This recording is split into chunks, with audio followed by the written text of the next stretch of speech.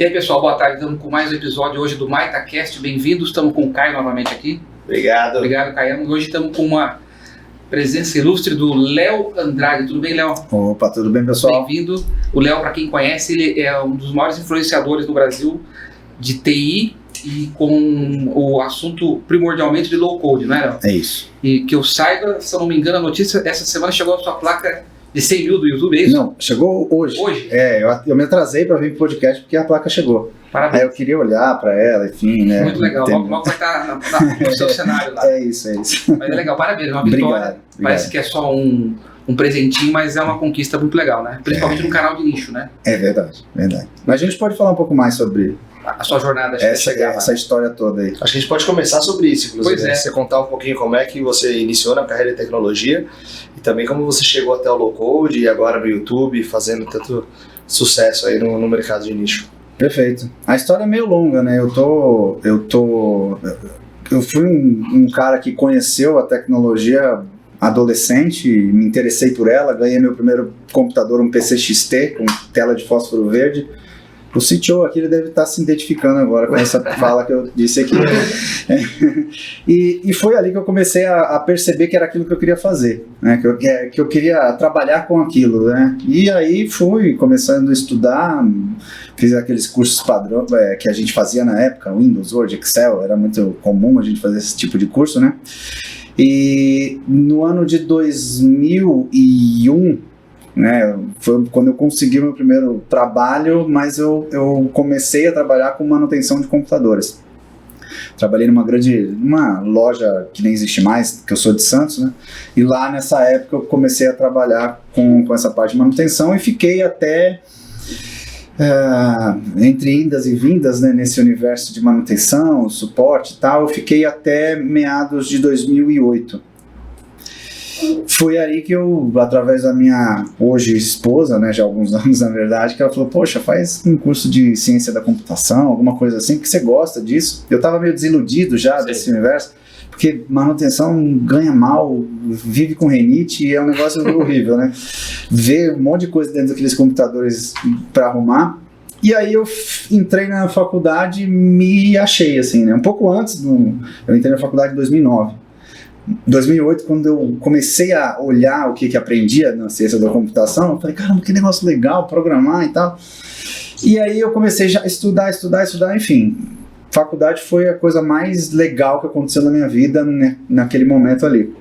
E aí comecei a estudar, aprender a programar, já comecei a trabalhar no mesmo primeiro ano de faculdade, porque eu já engolia tudo aquilo, porque eu queria muito, né? E nesse primeiro ano de faculdade consegui meu primeiro estágio, já comecei a trabalhar, meu primeiro contato na faculdade foi com C#, e eu comecei a trabalhar desenvolvendo com C# e fiquei alguns anos trabalhando com isso, até que ainda estava na faculdade, no ano de 2010, eu fui convidado para um evento na Microsoft aqui em São Paulo. E fui lá, era um evento de comunidade, mas eu não entendia esse assunto de o que é comunidade. Comunidade para mim, eu nasci numa comunidade, né? Então eu pensava nisso, né? Lá no Santos tem os morros de Santos, né? Então eu fui criado nos morros de Santos. Aí eu fui e entendi que existia um evento de tecnologia onde pessoas compartilhavam conteúdo e aquele evento era feito pela comunidade. Eu falei, nossa, que negócio legal. As pessoas compartilhando uns com o outro, e eu comecei a querer fazer aquilo também. Falei, só porque eu gostei, assim, eu achei legal. Ano seguinte eu fiz um evento em Santos, na faculdade, que eu estava estudando ainda, e fiz um primeiro evento de tecnologia. Aí no outro ano eu fiz outro evento de tecnologia, que já foram mais de 1.000 pessoas nesse segundo evento, foi em 2012. E dali eu não parei mais, e aí eu fazia eventos, comecei a palestrar, enfim, levando .NET, levando linguagem de programação. Agitando o evento. Agitando, e palestrando também, né? Até que um dia fui convidado para fazer uma palestra. Deixa eu voltar, eu já ia pular para o momento que eu conheci o low-code, né? Sim. Enfim, nesse negócio de fazer eventos e faz eventos, enfim. Em 2016 eu estava numa consultoria de São Paulo aqui, Posso falar nomes aqui? Pode falar à vontade. Eu estava numa consultoria chamada Avanade. Sei. Eu trabalhei lá um tempo. E nessa consultoria a gente foi alocado para um projeto. Tudo no presencial, né, Léo? Com fretado. Tudo, ixi, aquela vida, né? Aquilo de sair de noite em Santos e chegar de noite. Era tipo, eu só via Santos de noite. Sempre trabalhando com sono, né? Exatamente. Enfim, e aí em 2016 eu fui alocado num projeto. A gente precisa de 15 desenvolvedores que tenham skills em .NET, mas para mexer com uma tecnologia diferente. Beleza, formaram lá os times e eu fui lá para esse projeto, em Alphaville até, olha. Pior ainda, né? Para chegar mais difícil ainda. Era um projeto que usava uma tecnologia low-code, era janeiro de 2016. E qual que era? OutSystems. OutSystems, tá bom. E foi ali que eu conheci OutSystems e fiquei aquele ano de 2016 inteiro neste projeto para uma companhia aqui do Brasil chamada Vale, né, bem grande. Ficamos lá nesse projeto. E eu acho que eu nunca contei isso em lugar nenhum, assim, essa história que eu estou fazendo. Vocês são os primeiros, hein? Legal. Caramba, hein? Isso vale um corte, inclusive. E aí, por conta desse projeto, eu ainda continuava com minhas iniciativas de comunidade, me chamavam para palestrar, até que um dia me chamaram para palestrar e eu falei, o que eu vou falar? Falei, eu vou falar de OutSystems. Aí comecei a levar OutSystems em palestras. Passaram anos, em 2018, começo do ano de 2018, ali mais ou menos, eu fui chamado para palestrar na Campus Party em Natal, ou São Paulo. Em São Paulo. Lá no meio da palestra eu levei OutSystems e no final da palestra alguém me disse assim, até você falou que estava vendo um vídeo, né? E nesse vídeo a gente achou esse ponto aí, que o cara perguntou, você tem algum curso de OutSystems? Acho que eu vi esse vídeo recente. Eu lancei no vídeo em comemoração ao 100 mil. Né? Não, eu estava palestrando. Eu estava palestrando e uma pessoa da plateia fez uma pergunta e perguntou, você tem algum curso para que a gente possa aprender alguma coisa no YouTube? Aí eu falei, é o YouTube que eu vou produzir, porque eu já estava querendo compartilhar um pouco mais, chegar a mais gente, né? E foi naquele momento que surgiu a ideia. Eu, 2018 mesmo, ali, foi 2018, eu comecei o canal, agora não me lembro a data mais, não tô com o roteiro aqui que eu anotei isso, mas foi em março ali, mais ou menos, o primeiro vídeo, e aí eu comecei a falar de low-code e não parei mais, né? Então foi naquele exato momento. E aí o canal começou, eu comecei a falar depois de outras tecnologias, e é isso, basicamente, né? E aí chegamos até o dia de hoje, no qual hoje a minha dedicação total é ajudar outras pessoas nesse universo de tecnologia, não só de low-code, no-code, mas tentar trazer oportunidades para o pessoal. E tem um modelo de curso também, não? Eu tenho uma escola chamada Desenvolvo, né? Desenvolvo.com, que tem diversos cursos das principais tecnologias, mas minha paixão, e eu falo isso, as pessoas falam, mas você não ganha, a minha paixão é compartilhar no YouTube. É isso, é a minha paixão. Muito então legal. eu não coloco tanto esforço na Desenvolvo, apesar de ter muita coisa lá, mas eu coloco muito esforço no YouTube. O YouTube é um negócio assim que me salta os olhos e me faz querer acordar outro dia e produzir mais. Produzir mais. Proposta ali. Muito legal. Bacana. Ô, Léo, eu vejo pelos comentários que seus vídeos, principalmente os recentes, tem muitos comentários, eu vejo algumas dúvidas técnicas lá. E low-code, já tem as diferenciações entre low-code e no-code, mas mesmo o low-code, ele é um termo meio que guarda-chuva, né? Ele quer dizer muitas coisas, dependendo da ferramenta mais focada em API, ou em front-end, ou em integração. Qual que seria a definição que a gente poderia dar que seja realista? Tá, se a gente for analisar o pé da letra, low-code não é qualquer coisa, né? Se a gente for pegar, por exemplo, a definição do Gartner, ou da Forrest, que foi quem apelidou esse termo low-code, low-code seria uma plataforma para a criação de aplicativos e também para fazer toda a gestão, manutenção, o suporte dessa ferramenta, toda a parte de infraestrutura dessas soluções que você está criando. O ciclo de vida inteiro. O ciclo de vida inteiro, perfeito, você falou a palavra certa. Então, low-code seria para isso. Aí depois começaram a surgir ferramentas que resolviam pequenos pedaços, só o front, e aí começaram a chamar tudo de low-code, né? Claro. Mas se a gente fosse ao pé da letra, seria basicamente isso. Mas se a gente pudesse resumir o que é low-code, muita abstração de código. Tá claro. Muita abstração de código com ajuda de interface visual.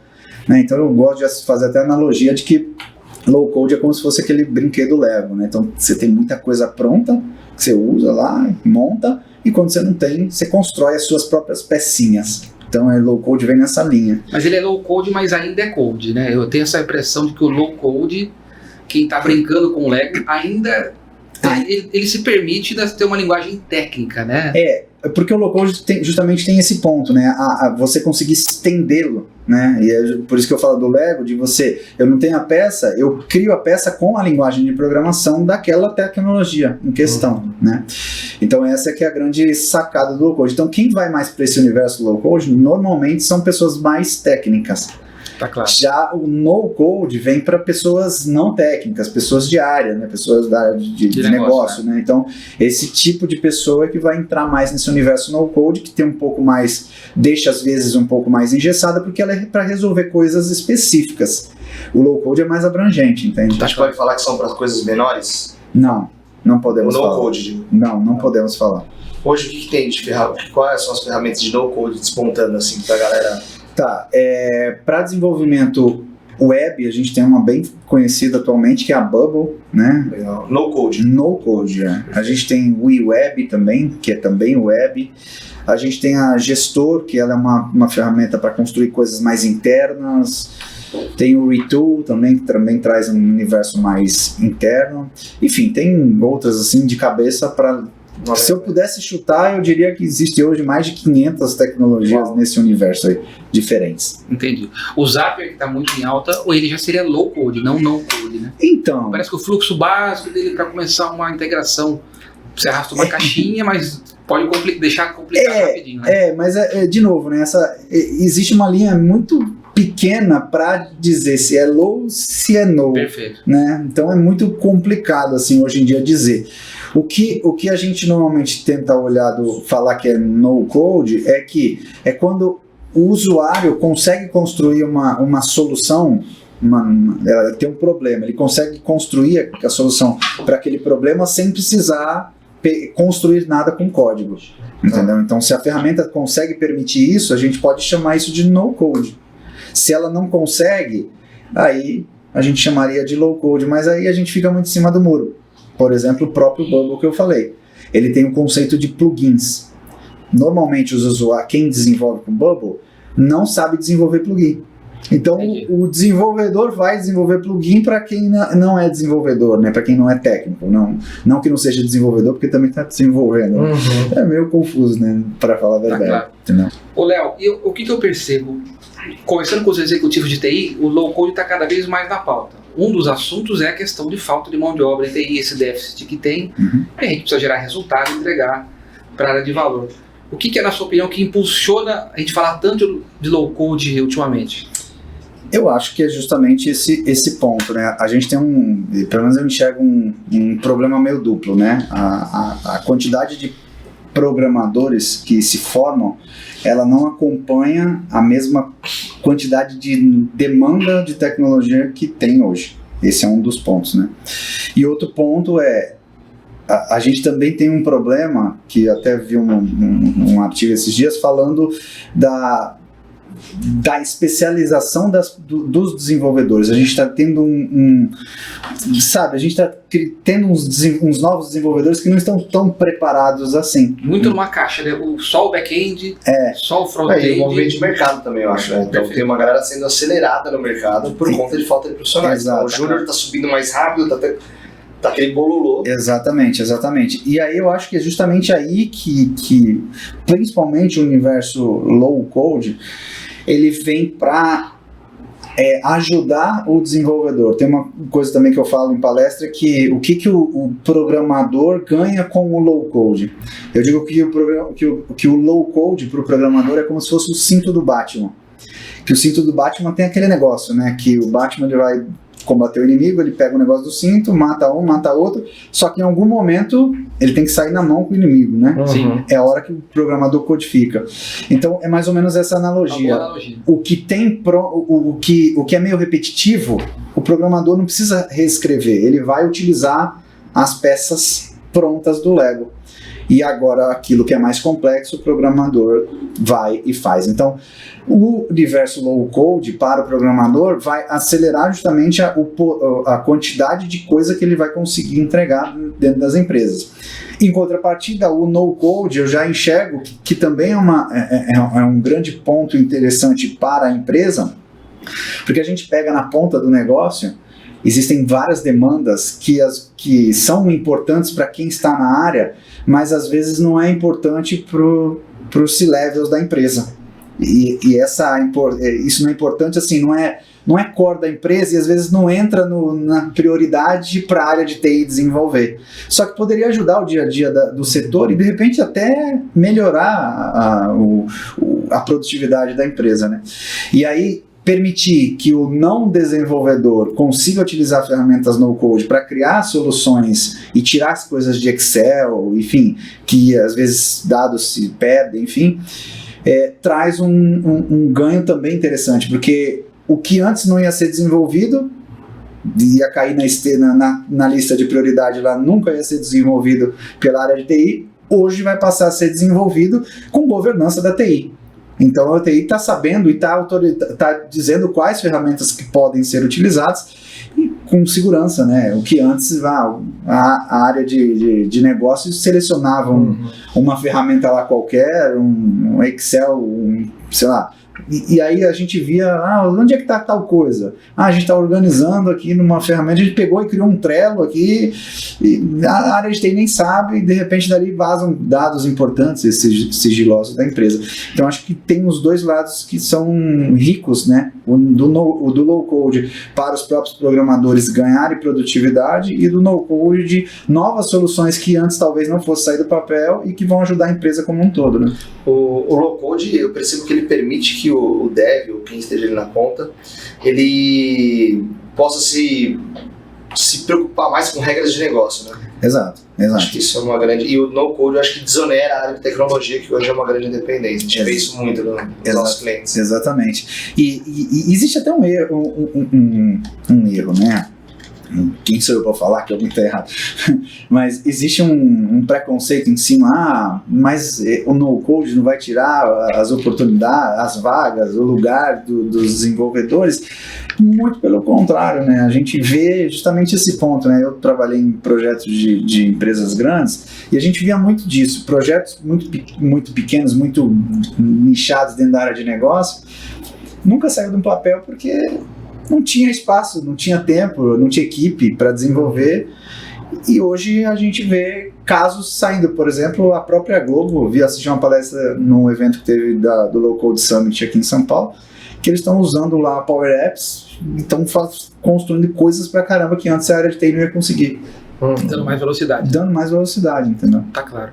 Ô, Léo, eu acho que isso vai variar de ferramenta para ferramenta, que você vai me responder. Mas eu vi um vídeo seu falando sobre OutSystems, que é bem interessante. Ali você estava desenvolvendo uma tela ali, um front-end, e na dinâmica que você mostra lá, para quem é mais velho como eu, parece até que é uma tela do Visual Basic, né? Você está começando num canvas vazio, está colocando controles, que são elementos de front-end ali, ligando com regras de negócio, com uma query que vai ser executada no banco de dados, e mostra essa aceleração que você comentou. Em linhas gerais é isso mesmo? Assim, essa impressão minha está correta de ter como é que se falava? O easy wig, né? O what you see is what you get. Você já vê ali o que está sendo desenvolvido e já está funcionando rapidinho? Essa é uma das propostas do low code, né? Então, além da abstração, como eu comentei, né? Abstrair código é você tornar esse desenvolvimento um pouco mais visual. E se a gente for olhar para o passado, não tão distante, o Delphi já fazia isso, o Visual Basic já fazia isso. Perfeito. Então a gente já via ali uns precursores, né, do low code. A parte de tela, de front, já era meio low code, né? Já conseguia arrastar. Né? Exatamente. Só que hoje, mas putz, muita gente ainda comenta, né, mas não era tão bom, tal coisa, tal. Mas a tecnologia evoluiu, né? Então a gente traz hoje a gente tem muito mais poder ali atrás dessas tecnologias. Mas é isso sim, você desenvolve de forma visual, bem visual mesmo, inclusive o OutSystem mesmo que você comentou, assim, é uma das ferramentas que eu considero hoje mais intuitivas e mais rápidas de desenvolver. porque ela traz realmente um apelo visual bem prático, e a gente já vê praticamente o resultado final ali. É muito palpável e imediato, né? Inclusive a parte de, vamos dizer assim, da parte de construção de métodos, essas coisas, traz a analogia de fluxograma que a gente aprendeu na faculdade, né? Sei lá, então é muito legal, até mesmo para quem está aprendendo, estudar a parte de criar ali os fluxos, porque tu está criando a regra de negócio em formato de fluxograma. Entendi. E, Léo, o que você me diria que são os limites do low-code? Onde que ele não é aplicável? Onde que seria uma pegadinha utilizar? Cara, isso é meio complicado, porque pra gente falar e não virar um corte errado, né? Claro. Mas o low-code, teoricamente, ele não tem limite, a não ser do que você... deixa eu complementar de forma certa. Se a gente está falando de uma solução web ou de uma solução mobile, ele vai construir praticamente o que a gente consegue construir, né, com tecnologias nativas. Agora, se a gente está falando de uma solução desktop, hoje eu não conheço, pelo menos eu não conheço uma tecnologia que construa algo desktop ou algo embarcado, entendeu? Para gerar algum executável, escalável, assim. Então, mas, tá claro. Como a gente está falando muito de nuvem hoje, né, a gente está tudo em nuvem, o que a gente consegue construir o que eu já construí, por exemplo, com código web, eu consigo construir com low code. Perfeito. E por isso, mas também depende da tecnologia, né? Porque tem, eu chamo ela, eu não chamo tecnologia, eu chamo nem ferramenta, eu chamo ela de plataformas, né? Então, dependendo da plataforma, ela tem um foco especial. OutSystems é de high performance, né, para grandes coisas. Perfeito. Então existem outras, Mendix, enfim, outras nesse mesmo, que concorrem com grandes negócios. Mas a gente também tem tecnologias ali, plataformas para pequenos negócios. Aí também ela vai ter um pouco mais de limitação. Cada uma vai ter seu custo e aí você vai pagar o preço pelo que você precisa dentro da tua empresa. Mas se você pega uma OutSystems, como a gente já comentou aqui, você vai chegar onde você quiser. Entendi. Eu já vi e-commerces com grandes quantidades de acessos, de transações feitos em OutSystems, por exemplo. Entendi. Não é um limite, mas não é um limitador, mas é um delimitador. Ele está brilhando mais onde ele se propõe a brilhar, que é ferramentas web, né? Mobile. E assim por diante. E só para complementar essa pergunta, em relação à distribuição, ele é muito focado ainda, sei que isso vai de ferramenta para ferramenta, mas para usuários de uma corporação, ou se eu quiser fazer uma aplicação para ser rodada em mar aberto, para internet, para usuário B2C, um B2C, por exemplo. Não, isso depende da ferramenta, como você falou, mas tem ambos cenários, né? Porque então, às vezes, desculpa dizer cortar, mas às vezes chega alguém e fala assim, eu quero fazer um low-code para distribuir um app de celular. Tem caminhos? Tem, claro. A gente tem, por exemplo, você falou de celular, tem a Flutterflow, que é uma low-code tanto quanto recente, que é especificamente para construção de mobile, não é interno, né? Não são aplicativos internos. Então você encontra plataformas nichadas nas soluções internas, plataformas nichadas nas soluções externas e plataformas que nicham nos dois soluções. E todas elas você consegue se comunicar com o mundo externo, APIs, sem limitações, já está bem tranquilo. Sim. Aí depende da tecnologia, vai ter dentro da licença vai ter alguma questão, né? Algumas trabalham com usuários internos e externos, algumas trabalham com a quantidade de requisições, enfim. Acho que não esbarra nem na ferramenta, mas no modelo de licenciamento. Exato. Porque o Flutterflow, se for para aplicativos em geral, a gente não tem como prever o sucesso do aplicativo. Não. Outras plataformas low-code, se não me engano, cobram por usuário simultâneo, uma coisa assim. Exato. Então tem plataformas que vão precificar e eu confesso até que eu não gosto de me aprofundar nessa parte de precificação, porque ela é confusa, até para quem trabalha vendendo a própria tecnologia, como eu já trabalhei junto, né? Então já trabalhei em empresa com OutSystems, já com Mendix, e é meio confuso às vezes, para eles mesmos estão vendendo, explicar ali como é que funciona a parte de precificação, porque eles gostam de analisar o cenário e aí sim eles vão vender consultivo. Exatamente. Mas Existem outras que não. O caso da Flutterflow, você paga por funcionalidade. Entendi. Então ela é uma ferramenta para construir, o front do app, né? E aí o que você vai usar de back? Aí você escolhe Firebase ou algo que você já tenha construído ali com código, ou alguma ferramenta no-code para back-end, como a Xenon, por exemplo. Você escolhe, aí você vai pagar o back-end, a ferramenta tu paga só para ter funcionalidades, constrói quantos aplicativos você quiser, porque ela só serve para construir justamente a casca, né? Tá claro. Legal. Ô, Léo, tem alguma tendência atual, alguma mudança no mercado de low-code que você queira ressaltar ou não? Tem alguma coisa que está tracionando com mais força, além de inteligência artificial, né? Que uma pergunta hoje é como que o low-code vai trazer a IA como serviço ou não para dentro das plataformas, né? Eu acho, você perguntou isso, já me veio a IA no momento, né? A IA eu acho que é o grande, não é nada novo, né? A gente que está trabalhando com tecnologia já sabe disso, mas popularizou bastante por conta do ChatGPT, aí foi tipo o boom aí, né? Sim. E o que a gente tem visto já acontecendo é embarcando inteligência artificial em algumas tecnologias dessas. Então, hoje você pega algumas tecnologias, você fala para já tem, ainda está em beta algumas delas, mas você fala, olha, eu quero que você crie uma tela que faça isso, que tenha isso, tenha aquilo, ela vai lá e cria para ti já a tela, já o formato da tela. A OutSystems já tem um pouco de inteligência artificial, por exemplo, na parte de construção de fluxos. Então você está construindo lá o fluxogramazinho, aí você constrói, coloca o quadradinho lá, ele já tenta te sugerir o próximo passo. Entendi. Entendeu? Então ele fala, putz, talvez você queira fazer algumas dessas coisas. Que é o que no mundo full code o Copilot faz isso. É isso. Ainda no low code a gente tem uma ajudinha legal. Exatamente. E a OutSystems já estava usando isso há um tempinho. A Mendix também tem alguma coisa nesse sentido. Então a gente vai ver cada vez mais essa inserção da IA junto às ferramentas low code e no code para produzir ainda mais, né? Então isso vai ser incrível daqui para frente. Muito bom.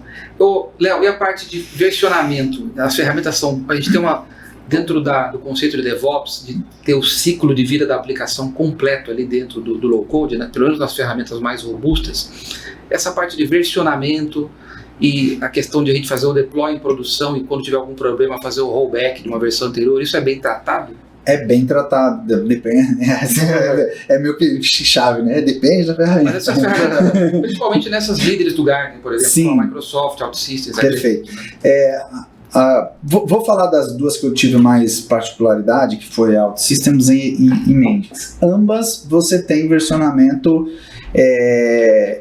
baseado no Git, né? Então você está falando ali do padrão do que o mercado está usando e tudo bem. Inclusive, se eu não estou enganado, agora a nova versão até da Mendix, você consegue colocar no Git e ver o código trafegando ali no Git. Então, faz todo o teu controle por lá.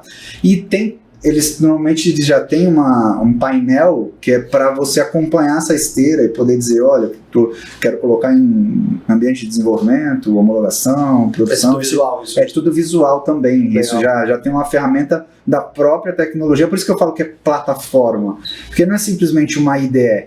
Então você tem uma série de ferramentas para poder te suprir de ponta a ponta, né? Então, inclusive, algumas têm até a parte de prototipação.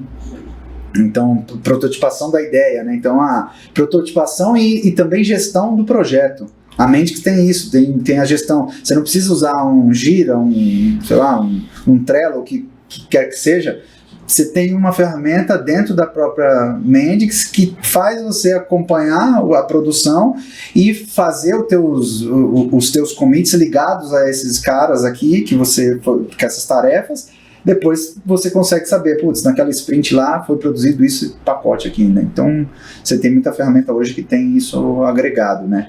Quanto maior o foco, quanto mais high for essa plataforma, buscando empresas grandes, mais você vai ter esse ecossistema de ferramentas agregado. Entendi. Entendeu? Então, quanto menor, então depende, né? A pessoa às vezes fala, OutSystems, o licenciamento é meio alto. É que o foco dela é grande empresa que produz muito. Então, ela fechou, inclusive, recentemente com a Petrobras, Sim, né? Então, um contrato muito grande. muito grande, exatamente. Ô, Léo, uma curiosidade, assim, pro dev ou pra alguém que quer se arriscar no mundo de low-code, no-code, o que você acha que pode ser os primeiros passos, assim? A OutSystem, essas grandes ferramentas, elas têm uma abertura para o estudante que quer se aventurar ali, quer dar seus primeiros passinhos? Como é que funciona isso? Normalmente, as tecnologias, elas tentam ter uma área de academy, que eles chamam, que é para ajudar quem está ingressando na tecnologia, né? Mas para quem está começando, o principal ponto é o que você está querendo alcançar. Você está querendo arrumar um trabalho numa empresa? Você está querendo construir coisas suas? Você está querendo, quero viver de freelancer, sei lá. Você tem que tentar entender esse ponto para você saber qual caminho você seguir, porque se você está querendo criar coisas suas, OutSystems, Mendix, essas ferramentas não são para você, por conta do custo de licenciamento. Você vai construir um projeto, não vai valer a pena, não fecha. Essa ferramenta está sempre ligada, instalada numa corporação grande, né? Sempre. Então quem faz o licenciamento é a corporação e os desenvolvedores vão trabalhar nesse ambiente contratado, né? Claro. Agora, se eu quero construir coisas minhas, aí eu tenho que olhar para ferramentas que têm esse propósito, né? Que roda no ecossistema open source, tipo o Flutterflow. Não seja open source, mas seja mais para o mercado aberto. Mercado aberto. Bubble também é nesse sentido. Claro. Enfim, tem algumas ferramentas que focam. E tem aquela meio termo também, né? Que você pode olhar para uma empresa maior, ela também foca na empresa maior, mas também acaba sendo um custo-benefício para uma empresa média, pequena ali.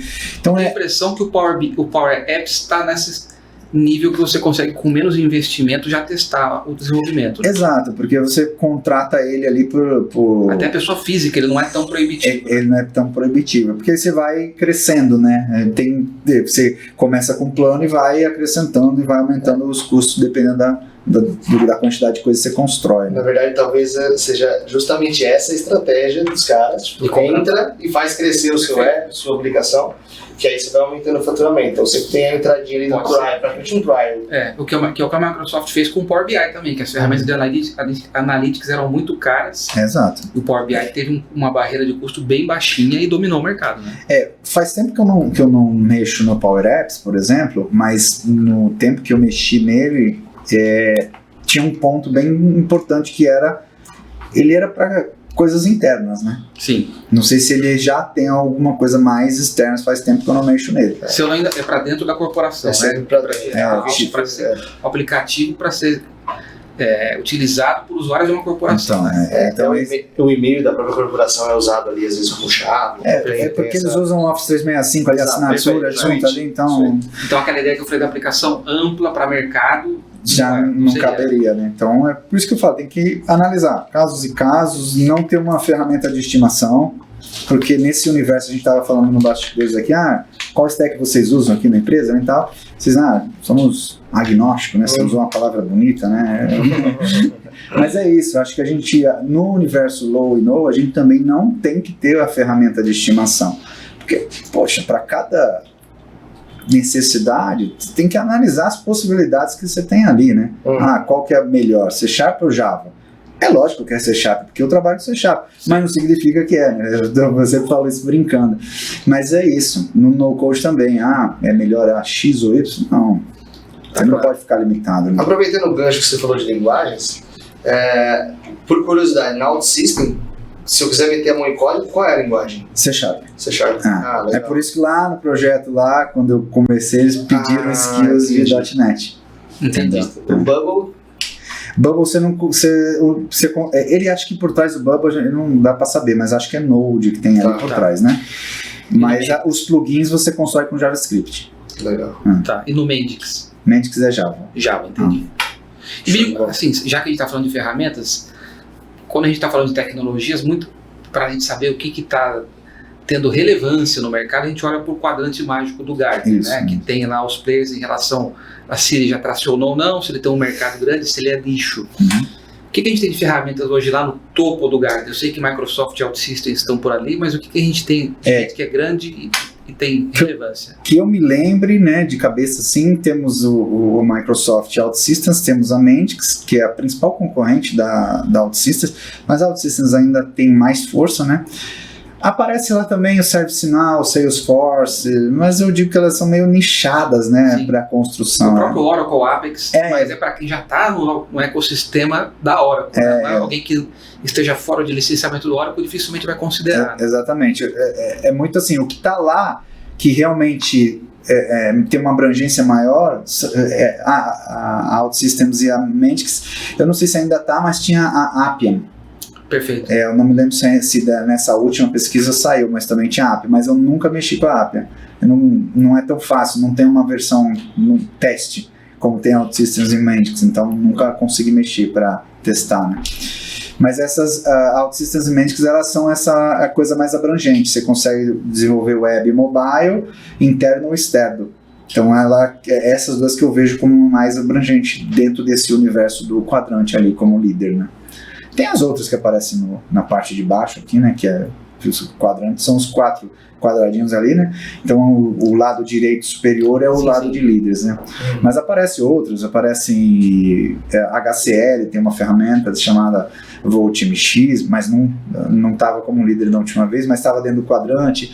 Tem a Zorro, que tem uma ferramenta chamada Zorro Creator, que é bem focado em System Developer, né? O cara de negócio que desenvolve, né?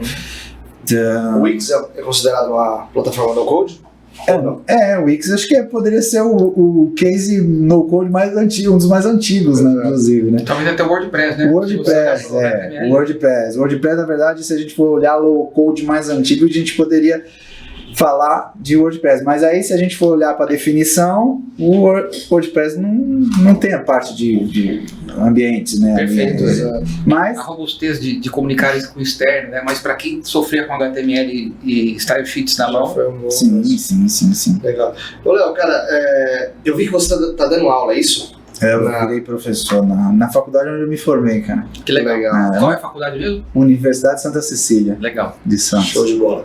E aí a minha pergunta o mundo universitário, o mundo acadêmico, na verdade, acho que é essa a palavra, ele já está olhando para o no-code, para o low-code? Como é que está essa conexão? Eles já se ligaram nesse movimento? Ainda não.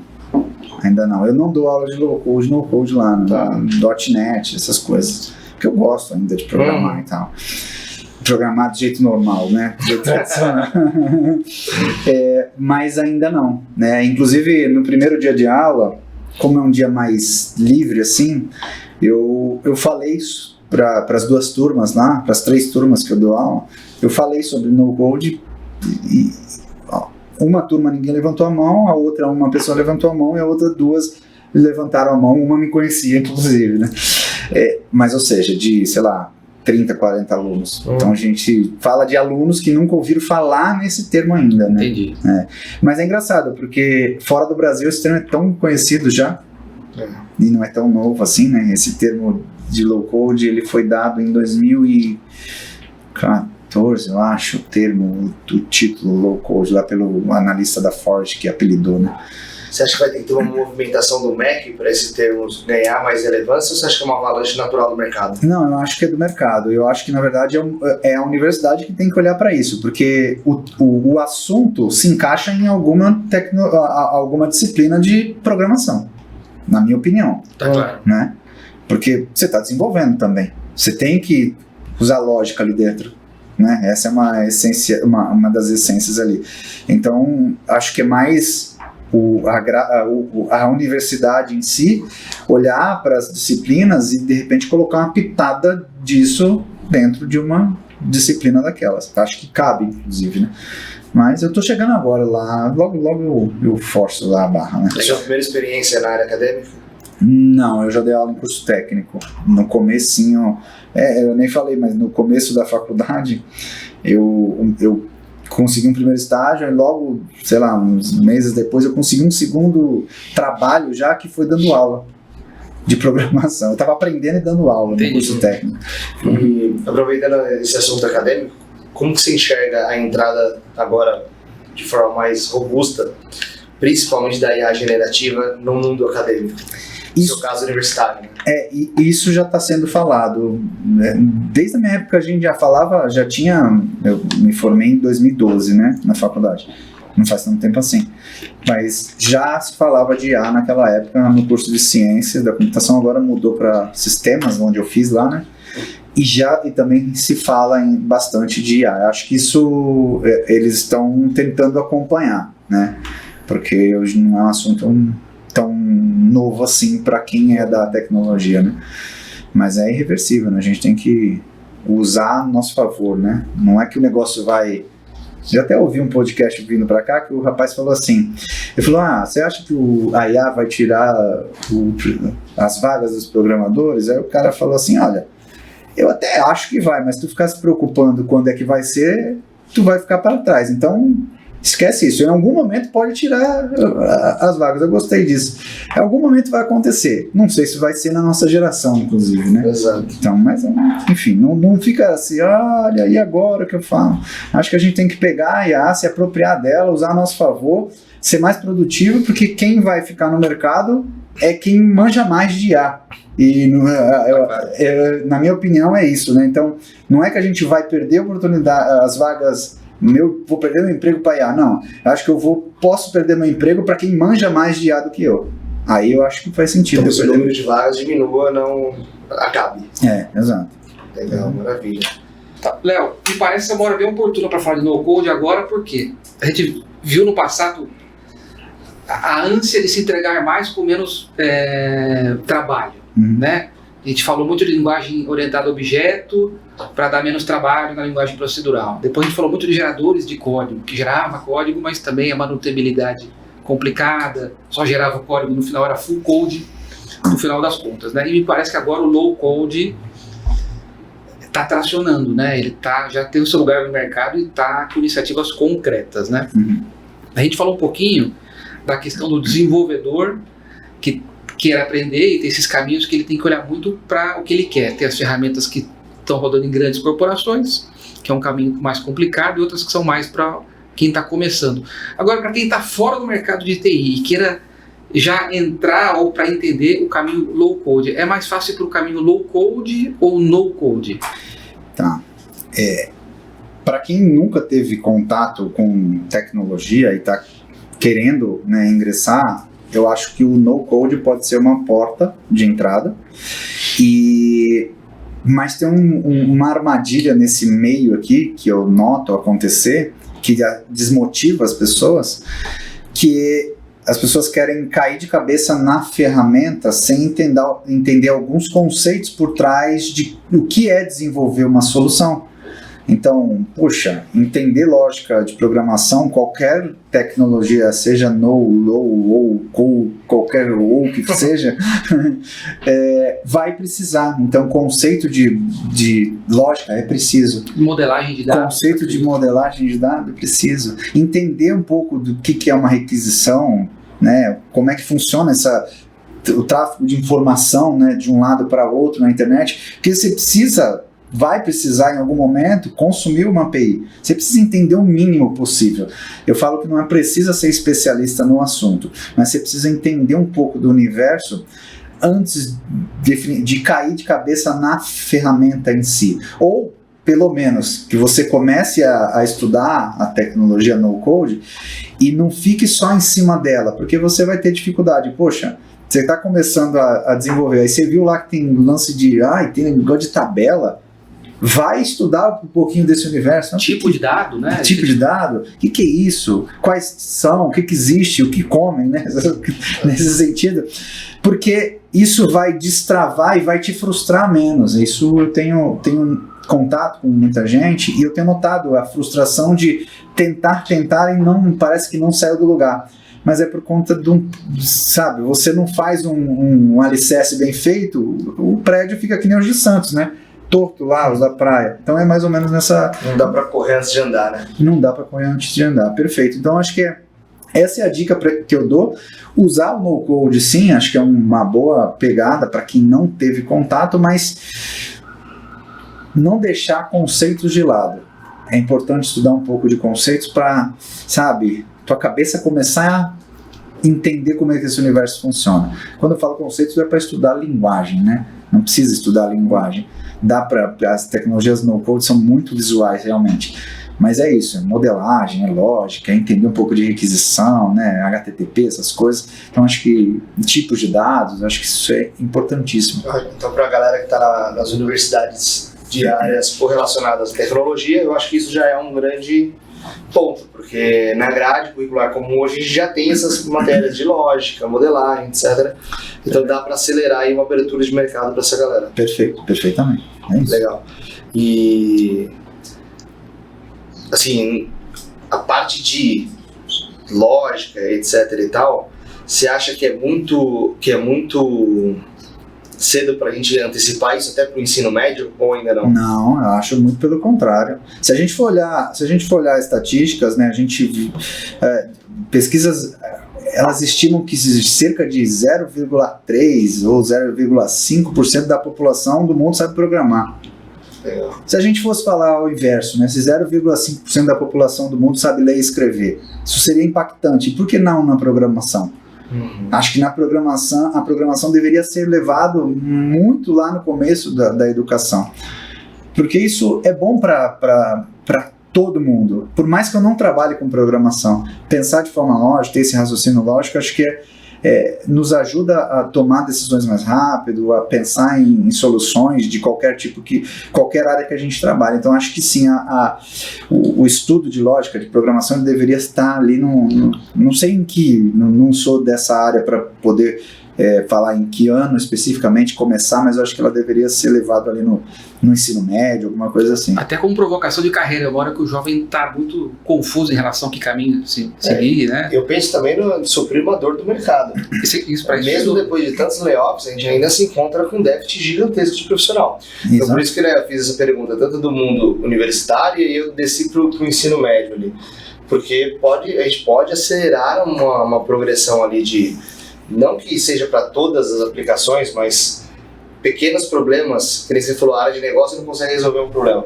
Então, talvez um moleque do ensino médio, com conhecimento em lógica, fluxo de dados, modelagem, etc., resolva. Sem dúvida. Né? Então, eu acho que a gente pode resolver uma dor aí de mercado como um todo. E a gente, como consultor, a gente vê isso na prática dentro de diversos cenários. Aplicações pequenas, que às vezes não é que o cliente não tem grana, não está priorizado para isso. Né? Porque, cara, eu não vou mexer com isso agora, tem um monte de coisa para tocar, então isso não vai ser priorizado agora, eu não vou fazer. Às vezes é engavetado, etc e tal. E são coisas, às vezes, que geram eficiência, gera ganho, gera novos negócios. Então, assim, tem muita coisa, acho que tem muito jogo, não vou nem falar de dinheiro na mesa, mas é muito jogo na mesa, pro dev, pro aluno, pra empresa. Tem um ecossistema aí por trás que pode ser muito bem acelerado. Perfeito. Não sei se você tem eu concordo com tudo que você falou. Acho que a gente tem que repensar, né, em colocar programação de alguma maneira para mais jovem, né? Acho que a gente, por mais que a pessoa não tenha perfil para ser programador, e tudo bem, mas eu acho que as pessoas... O Steve Jobs falava disso, né? Tinha uma fala dele que ele falava que devia ser ensinado nas escolas, alguma coisa assim, né? Legal. Bom, Léo, você já faz isso no YouTube hoje, de graça, para muitos jovens, isso é muito legal. Então eu queria parabenizar pela sua iniciativa. Legal. E se puder falar mais um pouquinho da Desenvolvo, que é a sua iniciativa de educação, né? Claro. A Desenvolvo, ela surgiu com um pedido do pessoal de, poxa, você não tem mais conteúdo. E aí, ao longo do tempo, fui gravando algumas coisas, né, fora do YouTube, e a gente criou uma escola. Ela, na verdade, surgiu com um nome antes, que chamava-se Clube Léo Andrade, e aí depois a gente transformou isso numa coisa um pouco mais estruturada, que é uma escola focada em tecnologias low-code e no-code, mas sem abrir mão de coisas essenciais, como lógica. Então a gente ensina na lógica, modelagem, estruturas de dados, a gente ensina um pouco... Esse conhecimento básico é legal na plataforma. Exatamente. Então a gente fala disso porque eu particularmente sinto que isso é uma deficiência, né? Então a gente fala disso e fala de algumas das principais tecnologias. A ideia é cada vez mais ter mais tecnologias desse universo low-code lá dentro, e no-code, né, no caso. Então a Desenvolvo, para você poder acessar, é desenvolvo.com. .com, né? Sem o BR, né? Sem o BR. Tá bom. Léo, queria agradecer novamente sua presença aqui. Que isso. Muito proveitoso, você é uma pessoa muito simpática. Fiquei feliz de conhecer você pessoalmente, que eu já acompanho no canal, tá? Obrigado. E te parabenizar. Essa conquista de 100 mil inscritos num canal de nicho de tecnologia não é brincadeira, né? E agora qual que é o próximo objetivo? Léo rumo a 1 milhão, né? Bora. Calma, 200 mil? Primeiro a gente tem que andar para depois correr. Vamos até os 200 primeiro, Boa. depois a gente vai. Isso aí. Passa Mas tangível. Tá certo. Se atingir a meta, dobra a meta. dobra a meta. Foi, isso. exatamente. Mas é isso, assim, um projeto de 5 anos, né? Quando eu comecei o projeto do YouTube, foi em 2018. 5 anos aí brincando de gravar vídeo, né? Como muita gente acha. Hoje virou um negócio, né? Então hoje eu cheguei no momento que eu precisava ou continuar trabalhando de segunda a sexta e gravando os vídeos na final de semana como eu fazia, porque eu vinha para São Paulo, Sim. né? Então eu sou de Santos, para quem conhece a região, é 1h30 para ir, 3 horas ou mais para voltar, né? Porque para voltar é sempre um caos, né? E eu gravava no final de semana, aí chegou um momento que eu falei, ou eu transformo isso em algo que eu viva disso ou não. E aí foi o momento que eu fiz uma virada e comecei a pensar em estratégias para poder me dedicar, porque senão eu ia ter que abandonar o projeto YouTube, sendo que era uma coisa que eu queria fazer, né? Porque eu sinto essa vontade de tentar trocar um pouco do que eu aprendo com as pessoas, entendeu? Então, 5 anos aí de batalha. E essa plaquinha chegou hoje, né? Que eu falei, até posso depois mandar uma foto aí pra vocês colocarem. Legal. E é engraçado, né? Tipo assim, pô, é um pedaço de metal, um quadro, assim, um pedaço de metal, mas que, sabe, ele te mostra o trabalho que dá pra você chegar ali. É tipo um marco, né? Fala, caramba, chegamos, né? Daí dá não é fácil. E agora? Vem aquele pensamento. Mas vamos em frente. Show. Parabéns, Léo. Legal. Então é leoandrade.net. leoandrade.net, Léo Andrade é meu site. No YouTube, Léo Andrade Net. Se procurar low code vai te achar. Vou falar mais fácil ainda. Se você procurar assim, ó, links.leoandrade.net, você vai ter todos os meus links. Entendi. Boa. Links.andrade.net. E no Instagram também, né? Não, aí tu vai ter todos tá links.leoandrade.net, vai abrir todas as minhas redes sociais ali, todos os links das redes. Tá claro. Aí você não tem como errar. Ou procura no YouTube Léo Andrade, que se não for o primeiro, é o segundo. Vídeos de altíssima qualidade. O conteúdo é bom e a qualidade está melhorando Isso a aí. cada dia. Muito legal. Estamos tentando. Boa, show de bola. Obrigado, Obrigado, viu, nosso gente? podcast. Obrigado, Tamo pessoal. Valeu. Valeu, gente. Obrigado. Até o próximo. Tchau, tchau.